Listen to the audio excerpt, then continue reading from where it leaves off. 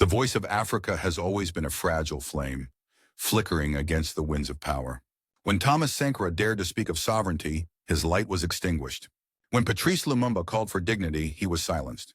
And in our time, when Dr. Arikana lifted her voice against the hidden chains that still bind the continent, she was not applauded. She was dismissed, fired for speaking the unspeakable. What truth was so dangerous that the halls of diplomacy could not contain it? What words turned an ambassador into a threat? She stood on American soil and declared that colonialism had not ended. It had only changed its clothes. She tore through the illusions of aid, partnership, and progress, revealing a continent still plundered under the mask of freedom. Do not look away. What comes next may change how we see the world. Subscribe and keep watching. If the children of Africa are told that their poverty is natural, yet the soil beneath their feet holds the wealth of the future, what then is the real lie? And if one woman's voice was enough to rattle empires, what could an entire generation achieve? History rarely punishes silence. It punishes truth. And when Dr. Arikana Chihombori, the African Union's ambassador to the United States, chose truth over silence, the consequences came swiftly. In October 2019, she was dismissed from her post. No scandal, no crime, no incompetence. Her only offense was holding a mirror to the world and declaring that Africa's so-called independence was little more than theater. She was not the first African voice to be cut short, but unlike Sankara or Lumumba, she was not assassinated by bullets. She was removed by a letter. The method was quieter, but the intent the same: erase the voice before it spreads. What did she say? She said that Africa remained chained to its former masters. 14 nations still use the CFA franc, a currency designed in 1945 and still printed in Paris. Half of their foreign reserves must be deposited in the French treasury. Imagine the absurdity. A worker's wages delivered directly into another man's bank, released only with his permission. That is not sovereignty.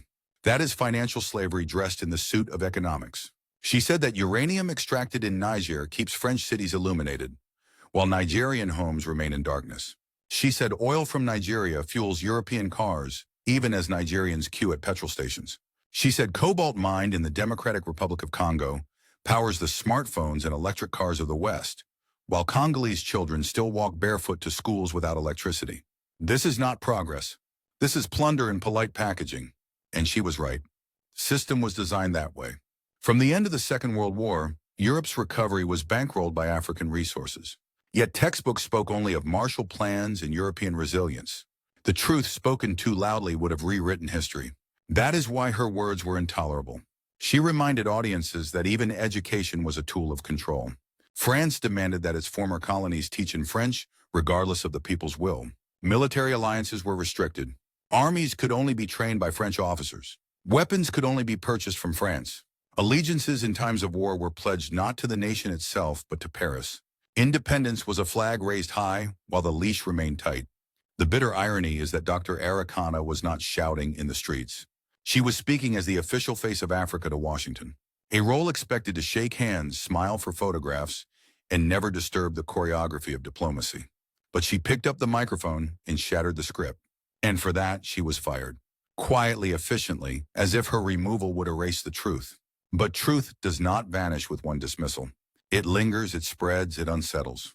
Her case revealed the fragility of Africa's position in the global order. If a single ambassador could be silenced for speaking of contracts, currencies, and theft, then what protection exists for ordinary citizens raising the same questions? If even an official under the banner of the African Union cannot name the chains, how can those chains ever be broken? The event of her dismissal is more than a footnote. It is a revelation. A reminder that power fears exposure more than resistance, that it will tolerate silence but never truth. And it leaves us with a question more dangerous than any speech. If one woman could rattle the empire with nothing more than words, what happens when millions begin to echo her voice? There are truths that echo within Africa, and there are truths that cross oceans. When Dr. Arikana stood on American soil and spoke of neocolonialism, the silence in Washington was more telling than applause. It is one thing for Africans to whisper among themselves that their wealth is stolen. It is another for that accusation to be laid bare before the citizens of the very nations profiting from it. Her words detonated the polite script of diplomacy. Africa is not poor. It is being robbed. In a few syllables, she erased decades of propaganda. Poverty was not natural. Dependency was not destiny. The soil beneath Africa held gold, oil, cobalt, uranium, treasures that powered the modern world. And yet the people of Africa were told they must rely on foreign aid, as if they were beggars on their own land. History tells us what happens to leaders who dare to name this truth. Patrice Lumumba in the Congo, assassinated within months of independence. Thomas Sankara in Burkina Faso, cut down for declaring that aid was a weapon. Muammar Gaddafi in Libya, eliminated after calling for an African currency backed by gold. Each of them labeled radical, dangerous, destabilizing, until their voices were gone. Dr. Arikana did not fall to bullets, but to bureaucracy. The African Union, under pressure or fear, removed her. It was easier to dismiss one woman than to confront the edifice of colonial economics. And in that decision, the AU revealed its own fragility. An institution meant to defend Africa's sovereignty became an instrument of silence. Western media played its part. While she called out theft, the screen showed starving children, dusty villages, civil wars. The narrative was rehearsed. Africa is broken, Africa is helpless, Africa needs saving. But she rejected the script. She said that uranium from Niger lights the lamps of Paris while Nigerian villages sit in darkness. She said that oil from Nigeria powers European highways while Nigerian families queue at petrol pumps. She said that cobalt from Congo makes the smartphones of Silicon Valley while Congolese children walk miles without shoes. Each example was a blade cutting through the veil. The reaction was not debate. It was panic. For if the citizens of Paris, London, and Washington began to ask why their prosperity was built on African suffering, the illusion would collapse. And power does not survive illusions being shattered in the public square. Her dismissal became a symbol, far larger than her own career. It told Africans everywhere, your dignity can be stripped away with a signature. It told the diaspora, your voice may be celebrated abroad, but silenced if it threatens the structure. It told the world truth is more dangerous than weapons. The emotional climax of her story lies not in the letter of dismissal, but in the recognition of a pattern that has never ended. Lumumba, Sankara, Gaddafi, each a chapter in the book of silenced truths. And now Dr. Arikana, exiled not from a nation, but from the corridors of diplomacy, for daring to say what everyone already knew, but no one in power wanted to hear. And yet her words did not die. They spread faster after her dismissal. They reached students in Accra, activists in Bamako, commentators in Paris. They were replayed in lecture halls, dissected in debates, quoted in social media posts. The very attempt to silence her amplified her. But this amplification carries danger. For if her voice becomes a rallying cry, it is not only Africa that must reckon with the past. It is the entire global order. And that raises a question as sharp as any verdict. If even truth spoken in Washington is silenced, what chance does truth have in Africa itself? The dismissal of Dr. Arikana was more than the removal of an ambassador. It was a signal, and signals carry consequences. In the days that followed, Africans across the continent and in the diaspora asked themselves a bitter question. If the African Union itself could not defend one of its own, then whose voice did it truly serve? In the short term, the message was paralysis. A diplomat punished for speaking the truth discouraged others from breaking the silence. Officials learned to tread carefully, to measure their words, to avoid confronting the structures of foreign control. The very institution created to embody unity seemed to bow under invisible weight. But in the medium term, the opposite began to unfold. Instead of bearing the truth, her dismissal fertilized it. People whispered more openly. Students in Dakar debated the CFA franc. Journalists in Lagos dissected the dependency on oil exports. Activists in Bamako spoke of sovereignty, not as a slogan, but as a demand. And in Burkina Faso, a young captain named Ibrahim took the stage of history. His words echoed those of Dr. Arikana. The natural resources of the land belong to its people, not to foreign powers. The Ibrahim Traoré coup was not only a military event, it was a declaration that the age of silence was ending. When he spoke of dignity and sovereignty, crowds answered not with fear but with pride. It was the same spirit that Dr. Arikana had carried into Washington, now reverberating in Ouagadougou. The political consequences were immediate. Across West Africa, leaders faced rising pressure to reconsider old contracts, to question military bases, to challenge aid packages that looked more like chains.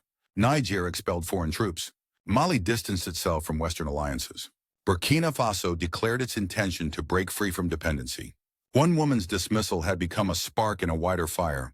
Yet this fire carried danger. For sovereignty is not merely an idea. It demands resources, institutions, discipline. To declare independence is to invite confrontation with those who still profit from dependency. And so the question grew sharper. Could Africa not only speak of freedom, but sustain it? For ordinary citizens, the consequences were contradictory. On one hand, there was fear that speaking too loudly could bring punishment, whether by dismissal, imprisonment, or worse. On the other, there was hope that if one ambassador could shake the empire, then millions could shake the chains. Families began to ask children to study not just for jobs abroad, but for skills that could serve the continent. Communities began to see the diaspora not as a loss, but as a potential return. The struggle shifted from corridors to streets, from documents to conversations. And in those conversations, the language of sovereignty began to spread. It was no longer a word reserved for presidents and generals. It became the language of farmers demanding fair prices, students demanding reform, workers demanding ownership. But here lies the true turning point. If one landlocked nation such as Burkina Faso could stand up, what stops the rest? What prevents Senegal, Togo, Benin, Chad, or Cameroon from asking the same question of their currencies, their contracts, their militaries? Once the first domino falls, the others tremble. The dismissal of Dr. Arikana thus became more than a punishment. It became a prophecy, a reminder that truth once spoken cannot be recalled. It lingers in the soil, in the streets, in the hearts of those who refuse to forget. And when the streets begin to echo with these questions, the world begins to tremble. The dismissal of Dr. Arikana did not unfold in a vacuum. It resonated across the chambers of international diplomacy, where silence is often louder than words. The African Union removed her, but in doing so, it exposed a deeper question. Who truly governs the destiny of the continent? Organizations like ECOWAS and the European Union looked on with careful restraint.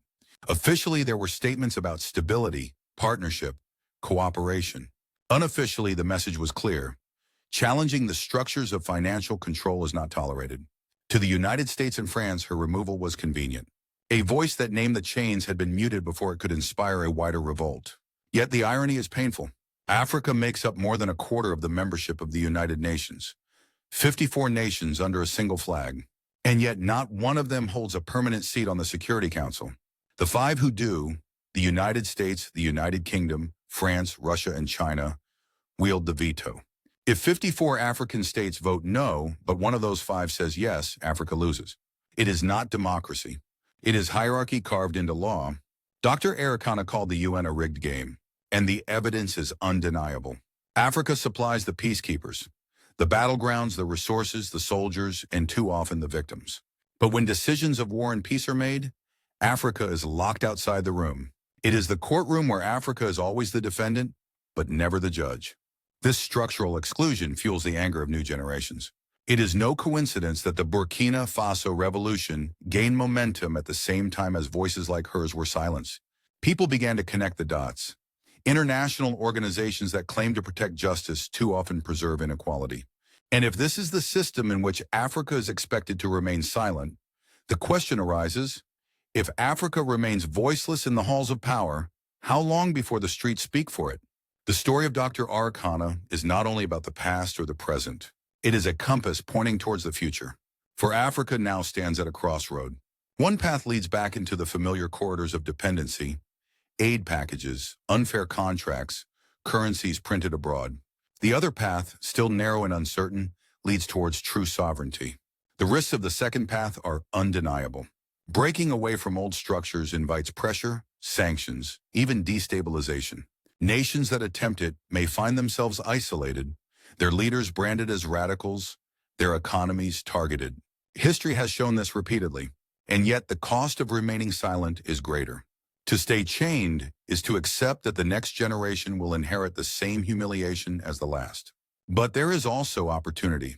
Africa's diaspora, scattered across continents, carries immense knowledge, wealth, and skill. When a doctor trained in New York builds a hospital in Accra, dependency on foreign aid contracts diminishes. When an engineer in Toronto invests in a factory in Lagos, imports from Europe become less essential. When a coder in Silicon Valley creates African technology for African needs, the monopoly of the West begins to fracture. Every act of return is an act of liberation. The same is true of resources.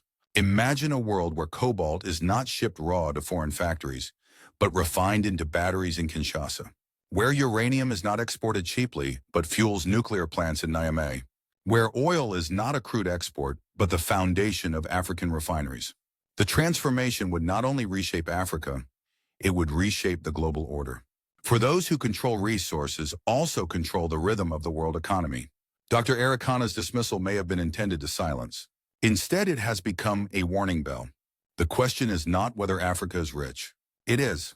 The question is whether Africans will claim that wealth for themselves, or allow it to remain siphoned by others. And so the future rests on a decision that cannot be delayed. Will Africa accept the role assigned to it, or will it seize the dignity it has always deserved? But the final chapter is not written yet. It waits for the people of Africa. The dismissal of Dr. Arikana Chihombori Kwao was never about one diplomat losing a title.